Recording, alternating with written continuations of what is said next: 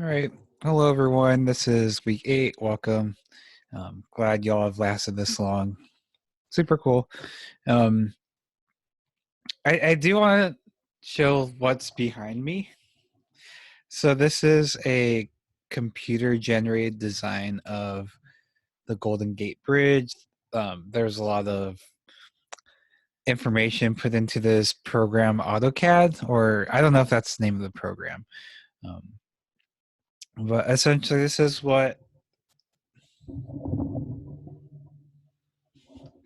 that's the design the computer came up with. I just thought it was really, really funny, and I'd actually prefer it rather than the actual Golden Gate Bridge, because it's just so bizarre and kind of scary, and I like that a lot.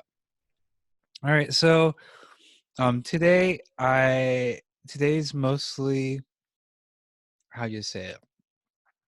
There's less like information. It's more about discussion, I guess you could say, assuming people talk. So if you're here live with me, and there's plenty of opportunities to speak up if you want to. Um, you yeah, just say like your name or whatever, and then speak up, and then maybe a Zoolander cough, like to speak up. Okay, so let me go to sharing to Discord. Let me do this. All right, so same old, same old. I have the information here. Um, the sharing. So we're talking about art and artists today, like art versus artists, and so we're talking about artists as humans, as people. Um, so today's or this week's discussion, or not discussion, activity is you'll pick a video from this channel, and I'll go to it in a minute. Let's see. Let me switch over to it real quick. Okay, so we have this channel Art21. They have a lot of mini documentaries, less than 10 minutes, about a bunch of different artists. So there's plenty of artists to choose from. And what's cool about this channel is they talk about the art, but they talk about the artists and their process behind it. And so that reveals a bit about their personality and such. Okay, so I'm going to go back to Discord. So there's this imaginary scenario that I'm having you imagine, like you're stuck with them for a few days. Like, what do you think you'll get along with them? Blah blah blah. So one thing I do want you to do is like choose someone you're not familiar with, but also like watch a bunch of different videos, because the more videos you watch, the more choices you have to choose to uh, do this assignment with. Also, it's just cool to watch artists and how they work and their process and stuff. Um, the downside to this channel is they kind of, I mean, there's an upside and downside. Like the upside is they showed a lot of different types of media, um, but I wish they would expand more upon like crafts and stuff like that. Or maybe they do, but I haven't watched a lot of it yet. Okay. And discussion is tell us about an interaction with an artist that changed your perception of their art for better or for worse. Okay, like a run-in with a celebrity or something. So yeah, okay. So I'm gonna switch to the slideshow. All right. Okay, let's get that. Okay, so today's a little bit weird because you have to watch videos, but I'm not going to show you videos. We're just going to talk a little bit. So today might be extremely short. I'm not sure. Okay, so here's a dad joke for you. Um, what I mean by artists do not exist in a vacuum is that artists like I've talked about when it comes to subject position and stuff like that, artists are influenced, or their art is influenced by who they are as an artist. It does not come out of like, the artist is not a blank canvas. They're real people, obviously. And if you know many artists, you know they can tend to be a little bit weird. Maybe I've been called weird my whole life. So yeah, it's important to think about that. So today, this video basically covers um like, how can we separate the art from the artist, really? um that's a question that's really important to think about. And I think the most important thing is to take it on a case by case basis. So these are just some of the reflections that and questions that have gone, or that are part of the video, that if you see one of them and you're here live with Okay. me, um, feel free to speak up. Okay, so this first point: great artists can do and say terrible things. Obviously, that's true. Kevin Spacey's a really good example. Horrible, horrible human being. Just through, he came out and like talked about, I think, like sexual misconduct in the same thing, and it just like was awful. And but he's like one of the most respected actors. Not anymore, thank goodness. Um, but yeah, it's one of those things where like, yeah, he's a terrible person, but like his art is great. So how do we deal with these types of things, right? Um, and this is something I can jump from point to point. Um, so like for him, for example, I'm happy I watched American Beauty. I think a couple months before he, I just canceled him. Um, and because I got to see that wonderful movie, and I don't think I could watch that movie or anything with him without being tainted by like what a terrible person he is, right? um his performance is integral to that. It would not, I don't know if it could have been done by a different actor and been the same.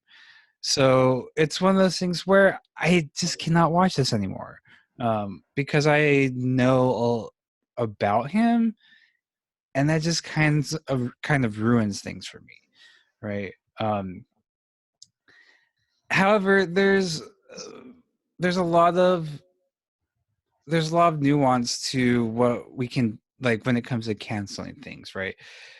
Because of the fact that there, if we canceled everything that was associated with a bad person, we'd probably have nothing left. Okay, another example of this, and I do believe this is something you can apply to like consumerism. For example, like if they're like Nike uses sweatshop labor, right? We all know that, but a lot of us still buy it, right? Um, but also, like a lot of the clothes we own are probably made in sweatshops. And what can we do about it? Like, if we only buy things that are made in America ethically, it would probably be too expensive. And because we're all at a community college, I assume we're not like extremely rich and we can't afford everything like tailor made for us, made by America in ideal conditions, right? And I bet even rich people don't make sure that they can have everything sourced ethically, right? And so how do we differentiate between that? Um, so I like the second point: the dead aren't immune to judgment. Just because someone's dead doesn't mean they can't be criticized by how they were. H.P. Lovecraft's a really good example. A lot of his work, which has to deal with, um, if you know him, you know him. But if you're unfamiliar with his work, it's like there's a lot of like surreal, what's called cosmic horror, where the protagonist is like this tiny, insignificant speck in um, in context of the entire universe that's cold and uncaring. And it's a lot of movies, literature, video games have been developed with his stories as a basis for him. But Lovecraft was incredibly racist.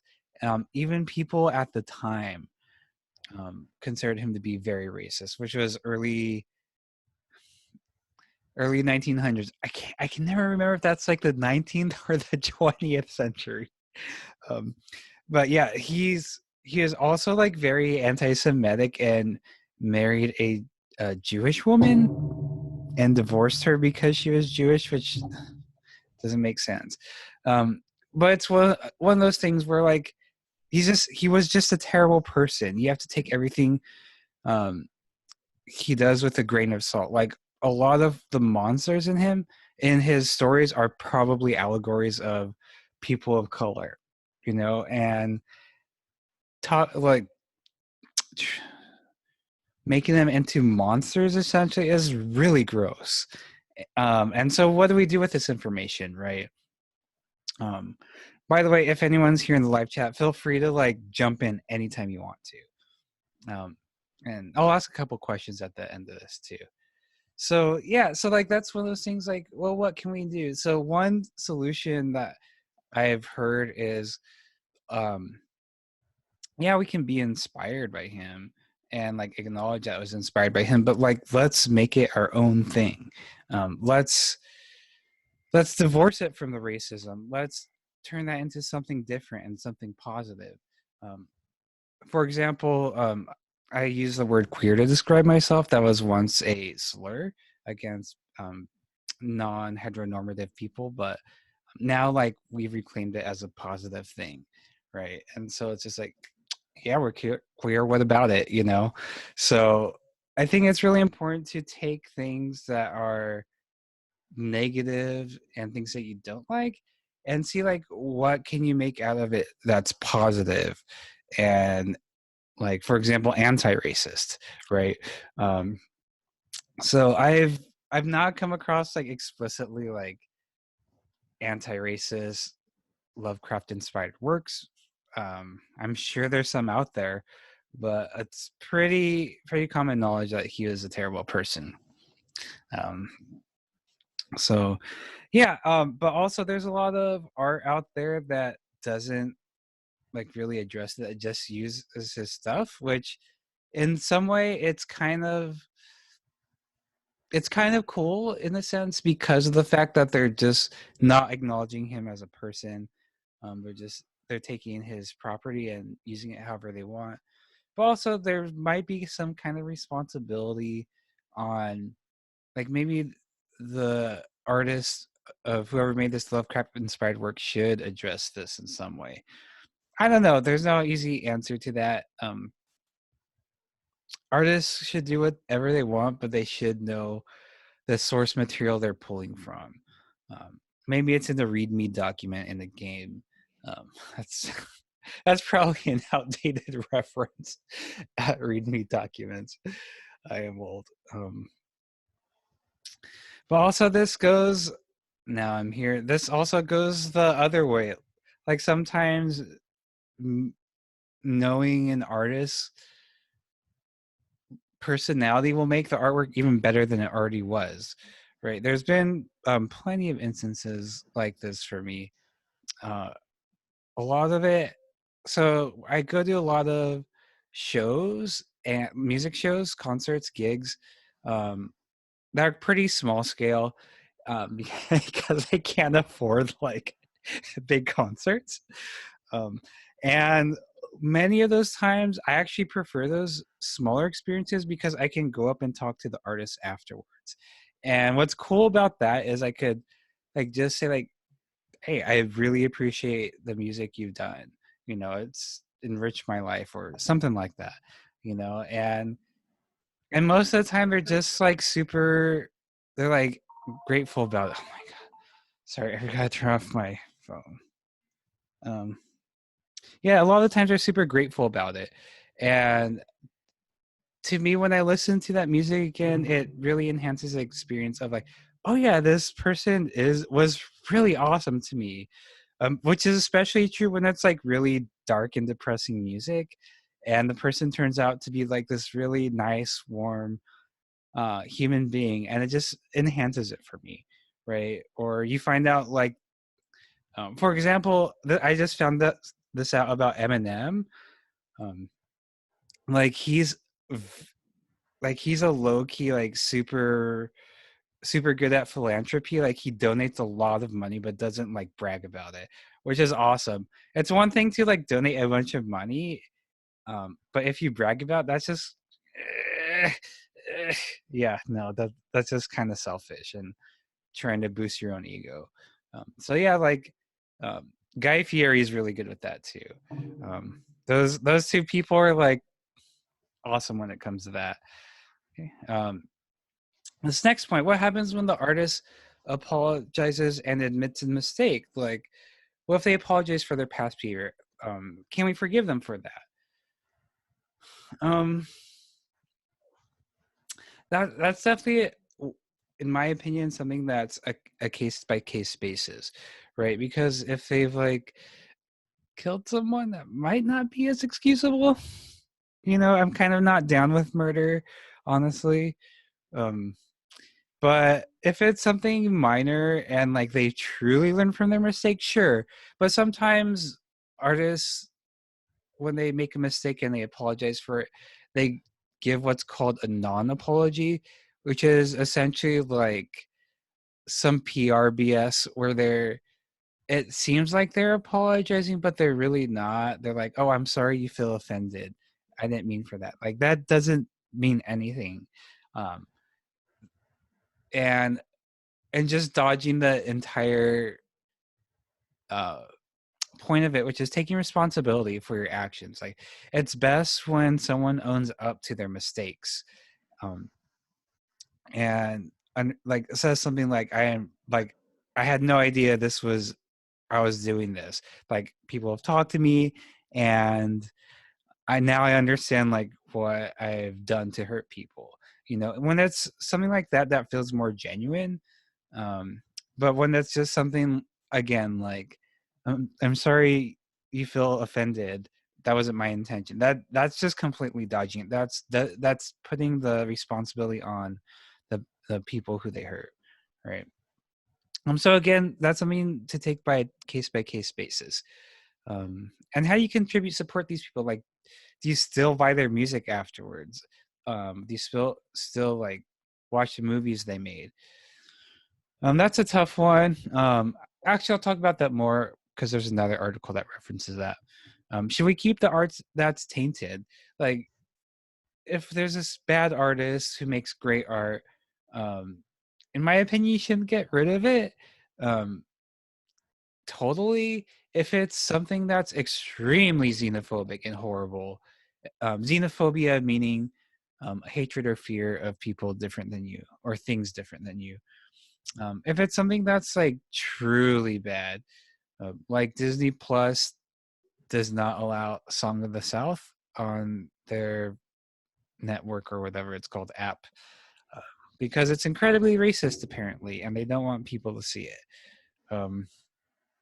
I think that's probably the right decision, to do that, because we don't really want that kind of stuff around. Um, at the same time, is it erasing history by not allowing it on Disney Plus? And I would argue, this is debatable. It's not, because we know it exists. There's been articles written about why it's been excluded, so it's something that's still known, right? Like, how about taking down uh, what are they called? Statues of like horrible racist people, like Robert E. Lee, for example. Like, is that bad? Shouldn't we keep them for posterity's sake? No. This is my opinion, of course. If y'all are racist, that's a different matter. And you support that kind of ideology, that's a different matter. But this is my opinion. Um, I would say absolutely not, because again, we know this person existed. Um, we will remember that. Will people of this generation will remember that that statue was there and it was taken down. Um, and people of next generation who will never see that, I argue that's a really good thing. Like, we don't need to have this statue because it glorifies this person, right? Um, Obviously on the wrong side of history. Like, in my opinion, racism is the wrong side of history. Um, and I think it's really bad to glorify people who perpetuate hate. Um, Again, I've talked a lot about, like, I'm all about compassion and love, right? And so I would argue, yeah, it's good to take these things down, it, but that doesn't necessarily mean erasing it. Um, if we were to try to erase something from history books, I would say no, absolutely not. There shouldn't be any complete erasure. We should be aware of it and acknowledge that it existed. Um, I think it's important to, especially in America, we need to acknowledge our mistakes and take responsibility for it and address it and figure out how we can do better, right? Um, America's done some cool things. America's done a lot of horrible things, right? That's indisputable. And we should talk about the good as well as the bad. Same thing goes with artists. Like, there's a whole video about Picasso, but, like, I think, like, Picasso was incredible, obviously, um, but we need to, like, address the fact that he was a terrible human being. Um, you'll see why, um, and again, this, but that also comes with, like, can we separate the art from the artist? Like, can I be okay with Picasso? Sure, you can. Some people do, like, prefer to do that, and some people um, can't do that. I It depends on the artist for me personally. Okay. Um, yeah, and what about awful scientists? Like, what if there's incredibly racist scientists or incredibly, like, xenophobic scientists that, like, made important contributions? Can we just ignore their work? Of course not. Um, because, like, we wouldn't be here today without their extraordinary achievements. Um, so I don't know. This is like one of those things where every I can't think of a really good example right now. Oh, Thomas Edison was a total jerk. He stole a lot of ideas from different scientists, especially Tesla, if I remember correctly. Like, awful, awful. But we're not going to ignore, like, what he did. Like, even if everything he did was stolen, the fact that he was able to make it, like, popular or something, there has to be some good with him, right? As far as maybe he was good at marketing and maybe good at getting like the use of electricity places that, like, maybe Tesla couldn't have done, for example. Like, let's acknowledge the good things that these people have done, but also, like, let's not absolve them of responsibility for, like, how bad they can be, right? um yeah, and yeah, again, that, but, like, when it comes to, like, scientists are less well known than artists, because artists generally have a larger connection to their work personally, because a lot of it tends to be more emotional than science. um I mean, obviously, yeah, but I'm not going to discount emotion in science. Like, I don't know, uh, my emotion in science is I love it, but it doesn't love me back, because I used to be a bio major and I had to drop out of that because it was too hard. um yeah, and so this next point, we are complicit in the messages when we click buy and watch anything to do with the artist. This is an important point, um because if there's, like, hopefully this doesn't crush anyone right now, but PewDiePie is a good example, the video game streamer. He doesn't do anything explicitly racist, but he does support white supremacy, um, in very subtle manners. Like, if you, like, watch his videos, like, you're kind of supporting that kind of stuff, right? Even if it's not outwardly said, you're giving a racist person, you're supporting his platform.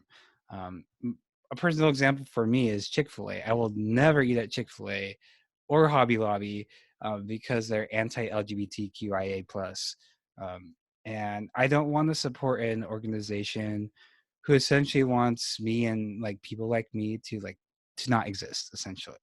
And I'm not cool with that. Like I kind of want to um, be considered a human being and have rights. I don't know. Maybe that's a bit selfish of me, um, but but that's a personal choice, right? Maybe that's you're just like my brother, for example. Um, I talked to him about this, and he's like, "Yeah, I know they like that, but their chicken's just too good." And like that's his choice. I was like, "All right, like that's fine. That's your own personal choice." But for me personally, I will never do that. It's very hard again because I don't know like what exactly I own that has been made in sweatshops. But I also think it's a lot different when we know um, we're supporting someone really bad. If you're doing that, then you're really complicit in their message. Um, I don't think any of us are in a position to buy a Picasso, but if you were to like think about what kind of person he was and like how terrible he treated women. Like he has a quote something like women are to be like after their I'm not actually I'm not gonna say it because I don't remember the quote. I have a bad memory and I'm gonna make it yeah, I'm just bad at remembering things. But yeah, like again, if you're buying stuff that has like negative or controversial stuff behind it and you know that and you still buy it, you're complicit in the messages, right? Again, I'm sure like I'm doing that because again, it's one of those things. This is something I talked to with my ex roommate. um I when I moved in with her, I was just like, man, I want to like just buy local stuff and not big box store stuff. Because I do really believe in supporting your local businesses. And she said, well, Daniel, like it's not really sustainable to do that because you don't have a lot of money, and so I also don't like to shop at Walmart because of how they treat their employees and how they kind of are imperialistic and drive out mom and pop shops. But a lot of people tell me that they go there because like that's all they can afford, and that's something you can't really.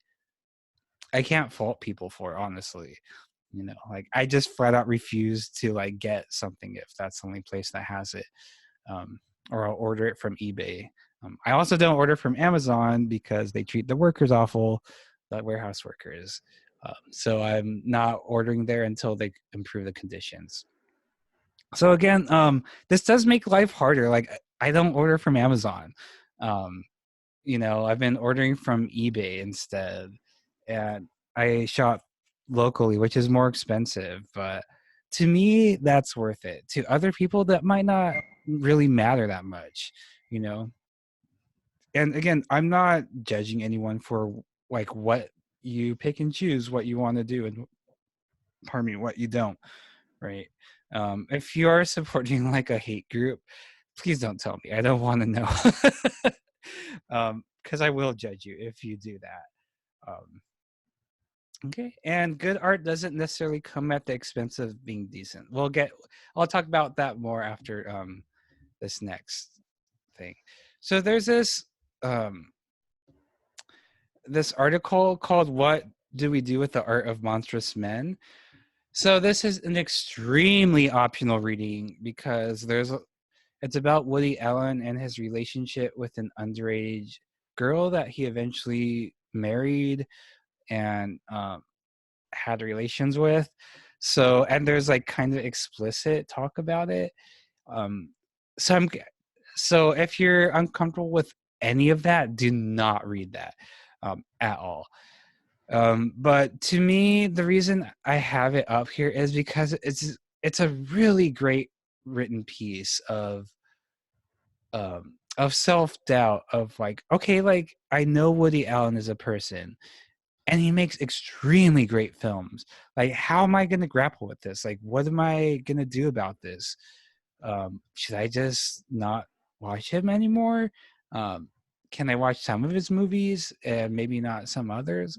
Um, and the way she describes it is just like really wonderful. Um, and then there's a 5-minute NPR interview with her that talks about this, but without the explicit stuff. But it's the same topic. But um, so I have like these questions that are from the article. So if you don't read it, you can just read these, and that's fine. Okay. So do you watch a movie knowing the artist is a monster? And by monster, that just refers to being a horrible person. Um, so again, this is one of those things that's complicated. In my opinion, movies are more complicated because there's a lot of people involved, hundreds of people involved, right? So Harvey Weinstein, for example, perfect example. Like, do you stop watching Harvey Weinstein movies? On one hand, if you're extremely vigilant about it, yeah, sure, you can do that.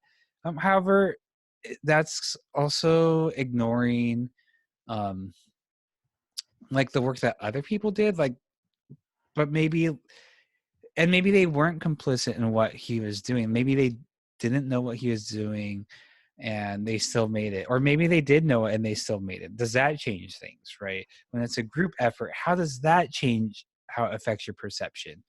um yeah, if it's something that's more monstrous, like the message is monstrous, then that's easier, right? But if it's like a really good movie, like American Beauty, for example, and everyone's performances are great, do you just stop watching it because Kevin Spacey's cotton-headed ninny muggins?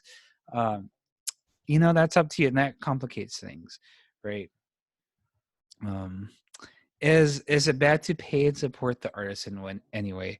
That refers again to, like, are you clicking on their channel and giving them an extra view by talking about them, by complaining about them on social media? Like, you're giving them more attention, right? Is it better to just ignore them? um, is it bad at all to just talk about them or to think about them or to watch their stuff or look at their stuff? Again, that's a person to person thing. There's no easy answer to that. um, yeah, again, I talked about Chick-fil-A. I just won't do it. I did watch Manhattan by Woody Allen. So again, um, he was with an underage girl, and the movie is about that. Which it was made before he went public with that information, and it was just like kind of gross to begin with because it's about being with an underage girl, and he's like this adult. Um, but And so I watched it because of this article, because it was about like that weird relationship. And I was kind of disturbed because I was just it was just so good. Like, I was so skeptical going into it, like this can't be that good, but it was amazing. And so that really made me feel weird.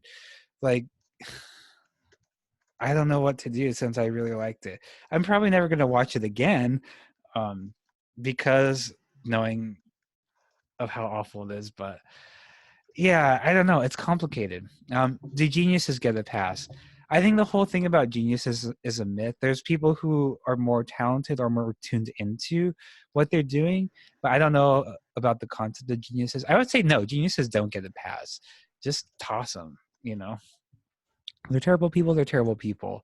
Um, I think I'm not saying Rolling Stones are bad at all. I don't really know much about them as people, but one of my favorite quotes by them is like, "We're just a rock band," essentially saying, and I think that I don't know if it was them saying this, but um, they or someone else said about them that if they weren't around, someone else would have done the same thing, And I kind of believe that to be true. Like, if Einstein wasn't born, or whatever, I feel like someone else would come up with a theory of relativity and stuff.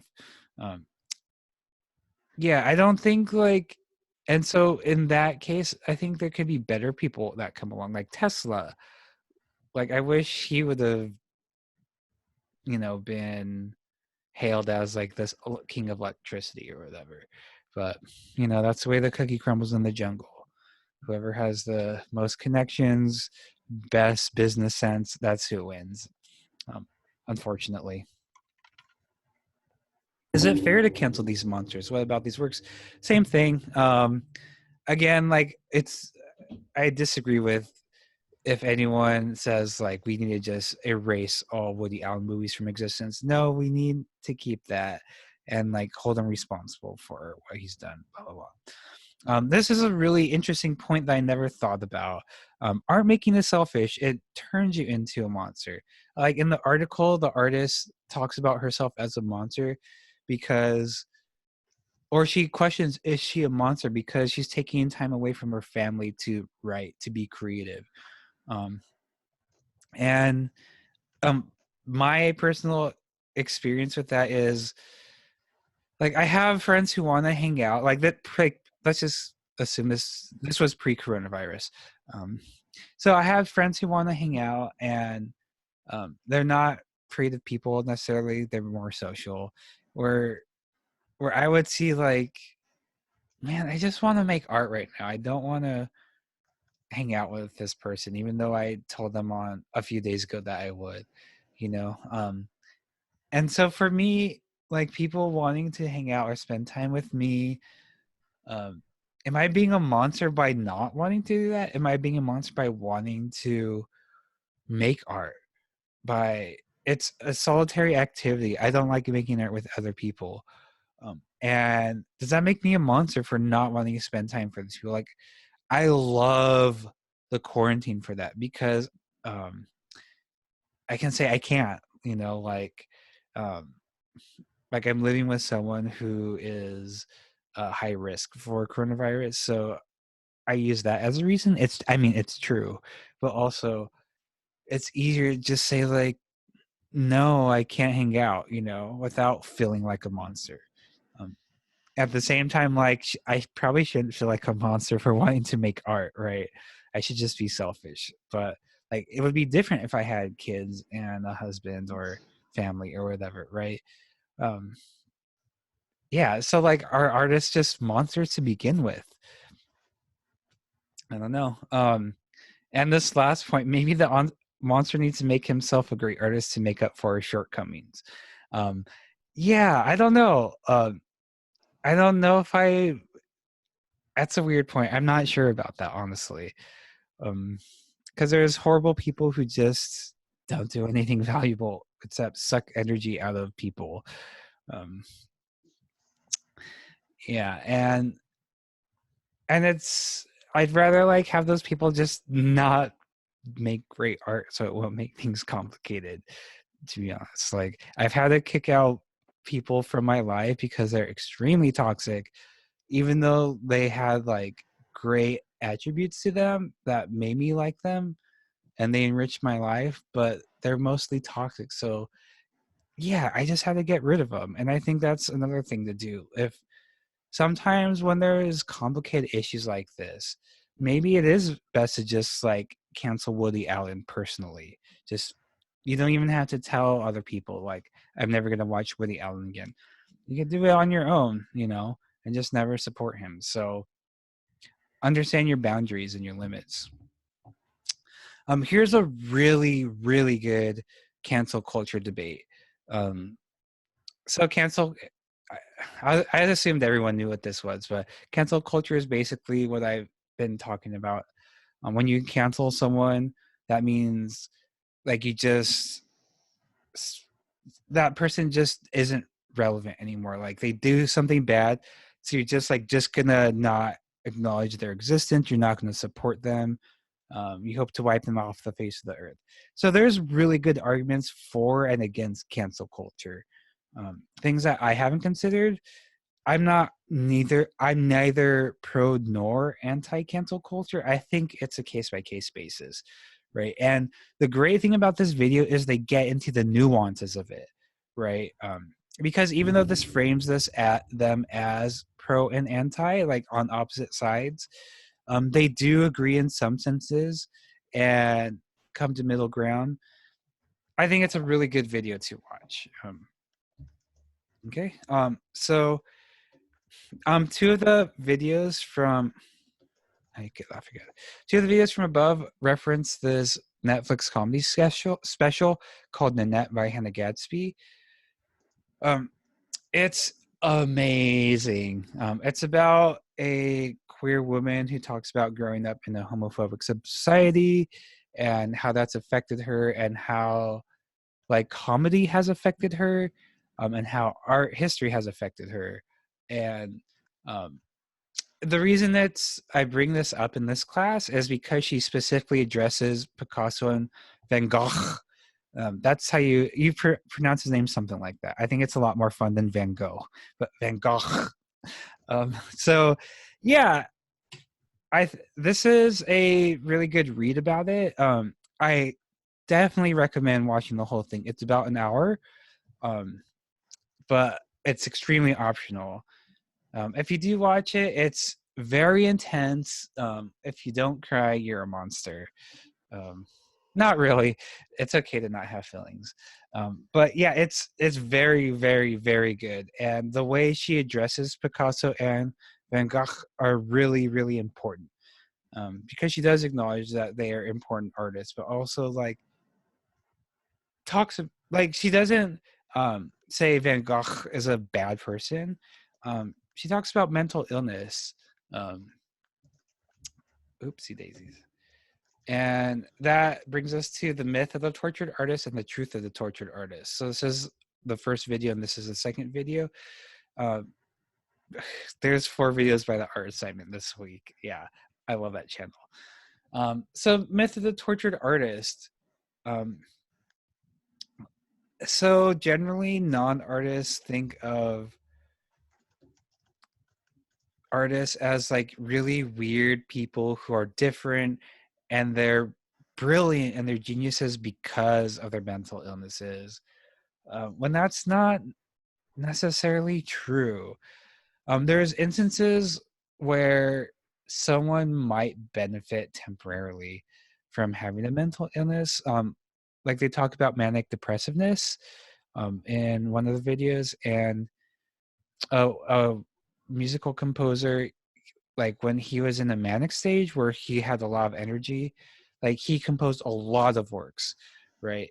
But when he was in his depressive phase, like he didn't really produce nearly as much, right? And so an important point to take from this is, yeah, mental illness might have some benefits, but overall it kind of sucks. So personally, I have what is it called? I'm blanking out. Oh, generalized anxiety disorder. So I have anxiety issues, much like most of my generation and the generations that come after it. Thanks, boomers. Um, yeah, so a benefit from that is like my mind's constantly going all the time, and I have ideas like like crazy. Um, Probably shouldn't use the word crazy. So there's a certain benefit from that, but a downside to that on the same coin is sometimes I just have so many ideas, like I don't know what to do, and so I end up just doing none of them.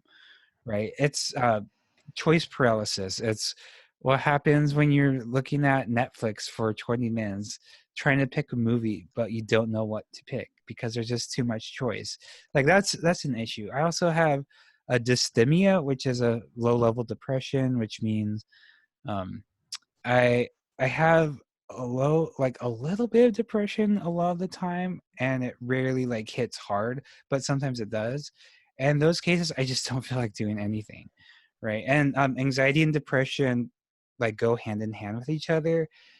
It's which is really weird, but that's just how the brain works. And so I experience like these really high points and these really low points. Um, and so when I have like these low points, I can't do anything. And so one of the greatest things, quotes that really like hammers it home is you can't be creative if you're severely depressed, psychotic, or dead.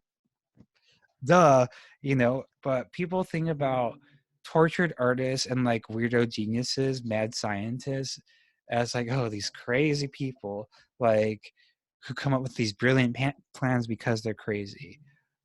Which is very demeaning and awful. Because that sort of sets these expectations of what an artist should be like. Um, and that's very hurtful.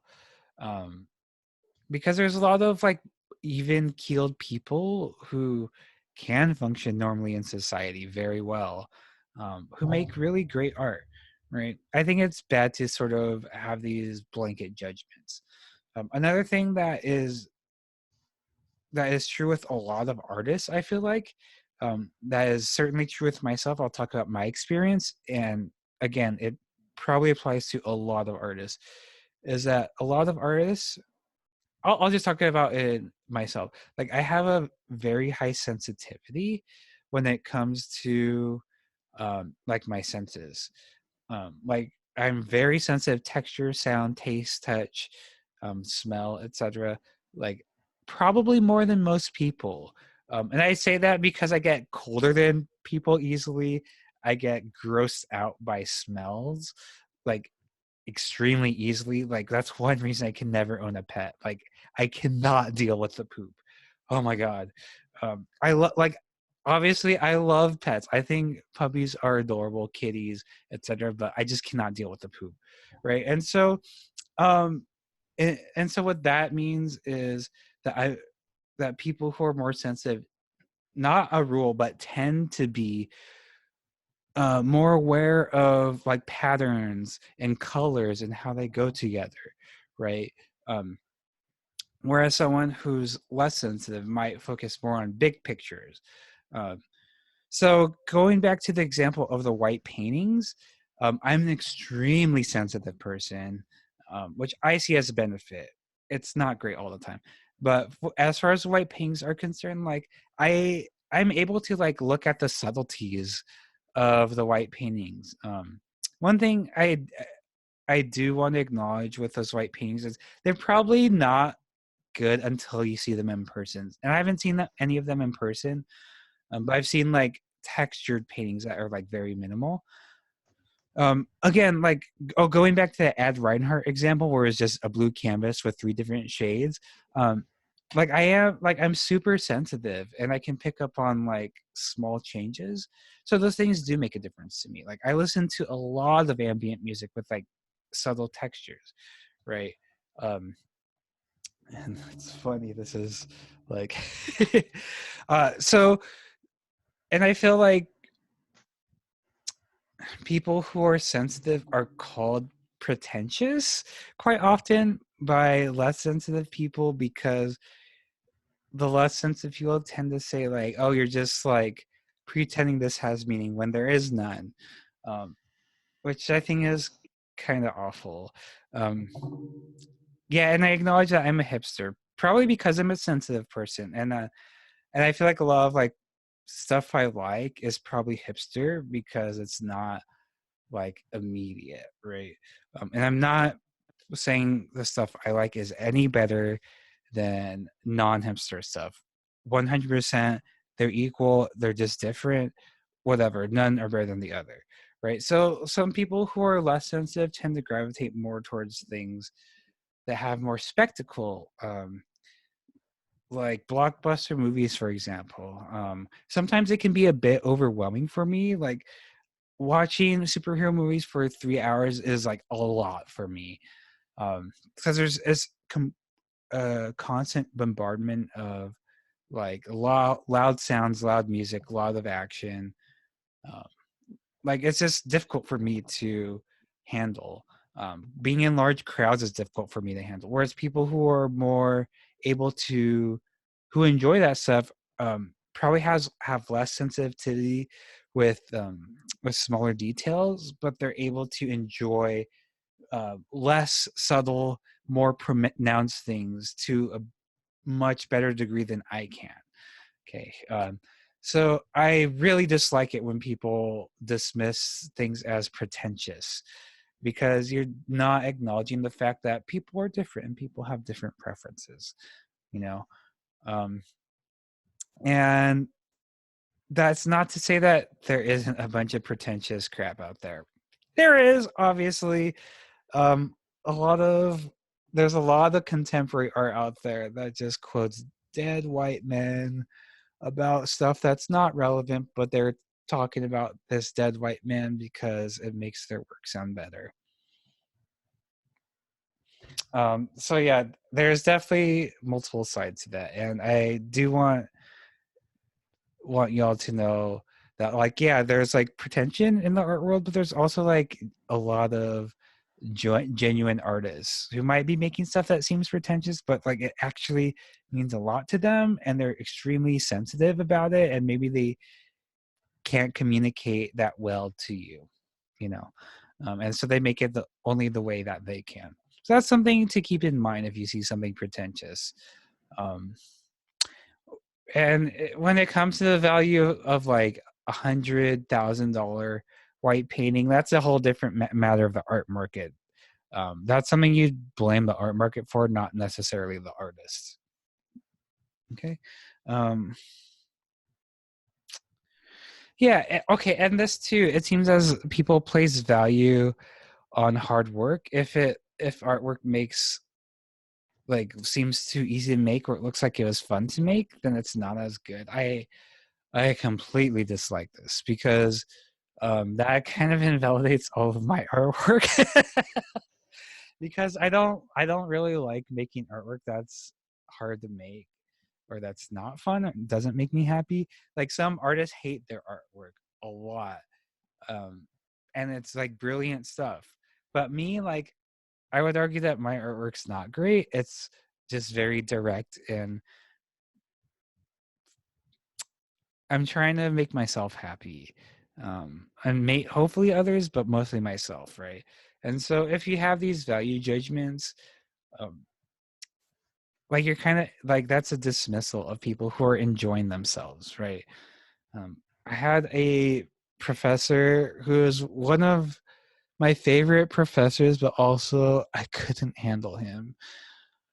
Um, he he told me I would never get into grad school, because I didn't work hard enough. Like, I worked all the time. It was just that I made a bunch of stuff that was like fun and easy to make, right? And he said, like if you're like in grad school, which is basically a 2-year program where you just make art all the time and study all the time. He said, like, yeah, if you're um, getting enough sleep in grad school, you're not doing a good job. And you know what? No, like, that's an old fashioned boomer view, essentially. I think, like, artwork can be a lot of fun, can be quick to make. Sometimes that's the most pure stuff, where you're just making something quickly, something that doesn't have much thought. Sometimes when you don't have much thought in an artwork, that means it might come from a more pure place, right? Instead of trying to burden it with unnecessary metaphors. But that's not always true, right? Sometimes it is just crap, and that's fine. So, I mean, that's one reason I like to show a lot of like quick character drawings and memes or whatever, is because they're done quickly and they come from a pure place and they're just as valid.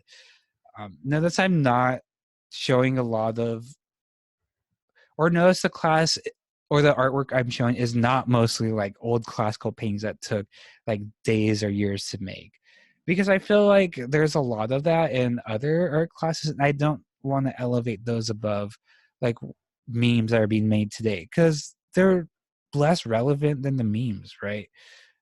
They might be more long lasting, but right now in this moment when we're looking at memes, like that's what matters to us, and that's what affects us the most.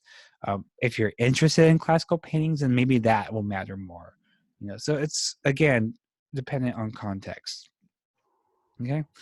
Um, all right, and so I'm not finished yet, but a lot of so this is again a link to the Art 21 videos. I encourage you just watch as many as you can.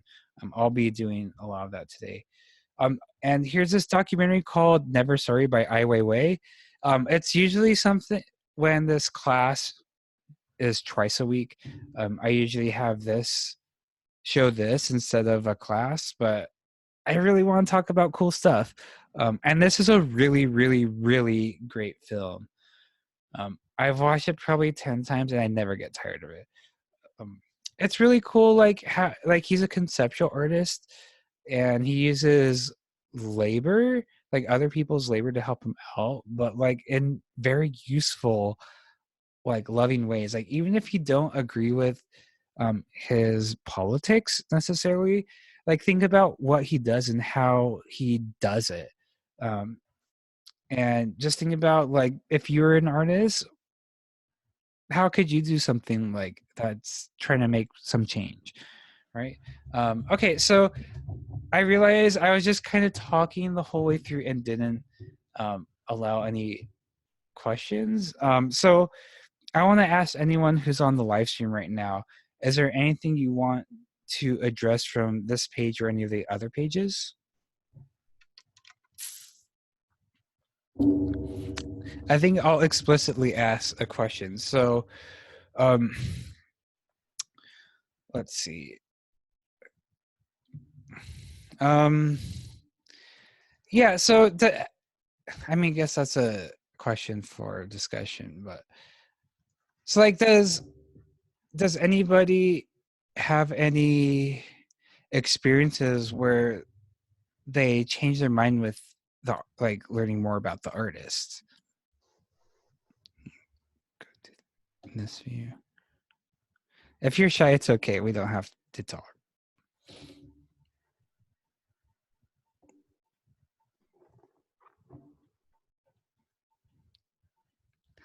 Okay, I assume that no one wants to talk, which is fine because this is a weird platform.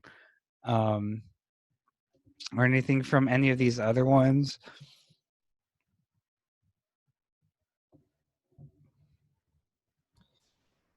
I have a question. Yeah, sure.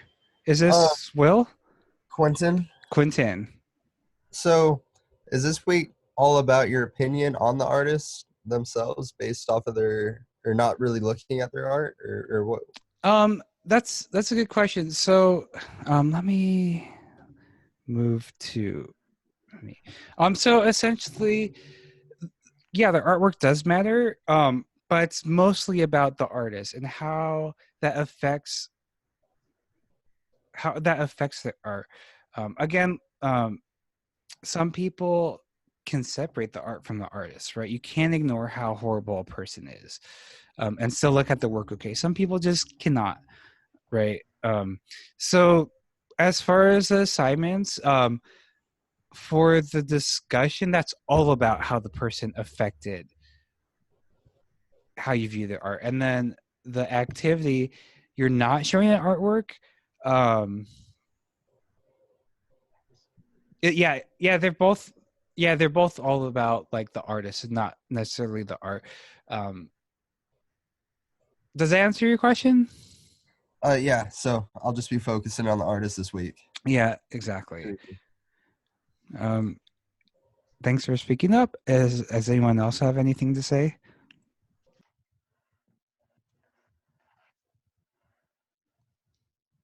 All right. I assume that's it. Could talk more on Discord. I'll be there. Oh, one thing I forgot to mention that I was trying to mention at the beginning. So I decided, because of the circumstances of this term, that you can still take the quizzes, even like from the beginning up until June 11th. I open them up so you can retake them. If you got 9 out of 10, you can retake them. You could take the quizzes as many times as you want. So everyone should be getting 100% for every quiz. There's no excuse. It's just if you don't do it, that's just laziness. Um, and there's no excuse for that. No, I'm just kidding. Um, yeah, I admit that sometimes I get lazy because I'm at home. I'm working in my room. I get distracted. Sometimes I don't do things until the day before, right? Um, so yeah, you could take the quizzes up until June 11th. Also, the discussion questions, you're still able to turn those in late.